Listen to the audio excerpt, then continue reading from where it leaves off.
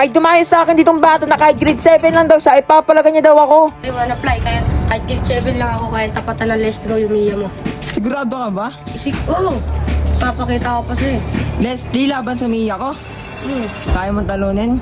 Yes, Pag nanalo ka, may starlight ka. sige. Tara, baba ka din sa gaming room ko. Nag-iisip ka ba kung saan ka magre-recharge? Subukan mo na kaya dito sa Top Up Live. Search mo lang ang Top Up Live, tapos nakalagay dito Global Top Up Center. Marami ka dito makikita na mapapag-recharge ang gaya ng mga PUBG, di kaya naman kahit ano pa yan. Hindi na rin ng Genshin. Pero syempre, dito tayo sa Mobile Legends Bang Bang. At saka tingnan nyo naman to, marami ka dito makikita na pwede mga limit. Gaya ng mga 117, o ilan pa yung magpapela, kahit ilan pa yung gusto may recharge. Hindi kayo dito, tuturuan ko kayo kung paano mag-recharge dito kasi napakadali ng process dito. At pipiliin ko ditong PH. Tapos dito, syempre, kapag nakapili ka na dyan kung magkano amount na ilalagay mong recharge. Tapos doon, ilalagay mo na nga pala dito itong ID mo. Tandaan nyo guys dapat tamang-tama yung pagkalagay yung ID kasi kung hindi mag-error talaga yan. At syempre, ilalagay nyo na rin dito ang server ID nyo. At kung makikita nyo dito meron nakalagay na code, ilagay nyo lang dyan ang code ko na WAN. Ang 1. Kasi guys, kapag nilagay nyo yan, makakakuha nga pala kayo dito ng discount. Diba, sino bang ayaw ng discount, diba? Taka talaga makakatipid ka dito, taka nakapadala rin ng process. Alam nyo yun, pagka-recharge nyo, darating na kagad sa inyo yung Dayas. Bali, mag-sign up ka nga lang pala dyan ng email mo, tapos magantay ka lang ng ibang code. Dito nga pala, about nga pala sa payment, meron ka pala dyan makikita mga PayPal, GCash, Google Pay. Kahit ano pa yan, pero syempre dito tayo sa GCash. Diba nakakuha ko ng 12% off sa redeem code na 1? At saka tayo dito ng Dayas. Talaga naman makakabili na ako dito ng Starlight ko dahil dito nakapag-recharge ako ng madaling process. Guys, ano pa inaantay nyo? Kung naghanap kayo ng ma-recharge dyan na mabilis ang process, dito na talaga kayo sa Top Up Live. Promise, sulit na sulit dito dahil meron din dito ng voucher. Kahit grade 7 lang daw siya, kaya na ito pati yung Mia ko gamit daw yung Leslie niya. Subukan nga natin itong batang to. Sige, papakita ko sa'yo kung paano gumamit si Lax ng Lestro. Lax pa talaga ha. Tapos dito guys, halatang idol niya sila kasi gagamitin niya daw dito Leslie, tapos daw kaya niya daw talunin yung Mia ko. Kaya dito para naman magkaroon ng thrill, sinabihan ko na siya dito na magkakaroon siya ng Starlight kapag nanalo siya sa akin. Grabe talaga yung ngiti niya, narinig niya yun. Tapos dito, paano ba naman kasi, paano ko siya mapapatay dito, palagi na lang siya dito nagta-tower hack. Sa kasamaan pala, nagkamali pa nga ako dito, paano ba naman kasi dito na low HP niya ako dito, tapos uwi na sana ako dito, kaso naisip ko dito na magtago muna sa bush kasi baka sakaling makil ko siya dito. Pero tingnan niyo yung ginawa niya sa akin dito, grabe pa naman yung pagkaangas nito batang to.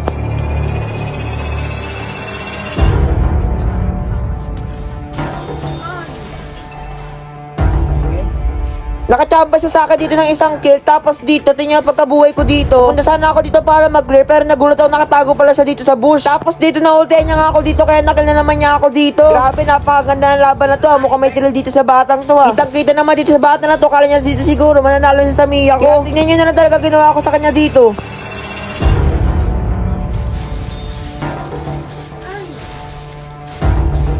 Panigurado na dismaya talaga to. Kasi ito ginawa ko ulit sa kanya dito. Nag-ulti ako dito para mabresko siya dito. Panigurado nagulat na lang talaga to kasi mawala na to bigla. Kitang kita yung pagka-dismaya niya doon. Tingnan mo naman, papabalin na lang talaga siya ng leeg. Tapos dito parang alam niya na nga yung gagawin ko dito, kaya dito napaplicker na lang siya. Diyos ko, nainit na nga lang ako dito para ba naman kasi wala siya ibang ginawa dito. Ko dito bakbo na lang na makbo. Tapos tingnan niyo ang gagawin ko dito. Binigla ko na naman si dito. Talagang kitang kinabahan na naman to. Sabi ka ba yan na kaya mo palagan Mia ko ha?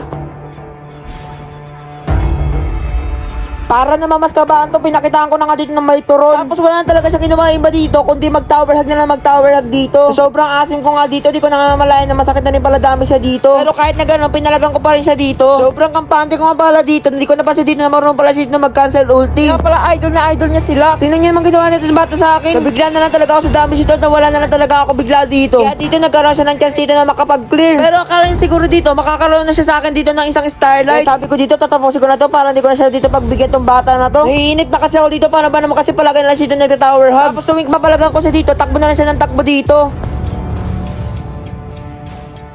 Kaya dito sobrang dami ng minions ko, na-push na lang talaga dito. Ay naanti kasi ni Nestle ang pag-clear dito sa mga minions. At saka kahit naman na late game, alam ko na mawalang palag sa akin itong bata na to. Pero kahit na grade 7 pa lang siya, at least sinubukan niya may paglaban sa akin. Kaya kung ako sa'yo, Totoy, sa susunod na dadayo ka, dapat alam mo kung sino kinakalaban mo. Wala naman talaga ako naramdaman na kaba dito sa batang to. Wala pa kayong ikakalaban sa akin yun na mas malakas. Palagi na lang kasi ako nanalo eh. Di man lang ako nakakaramdam ng talo. Huwag na lang talaga, nanalo din ako dito. Kasi panigurado ko natalo niya ako dito, bibigyan ko siya dito ng Starlight. Pero alam ko naman sa sarili ko na hindi niya na ako matatalo at wala makakatalo sa akin dahil isang wanna play ang malakas.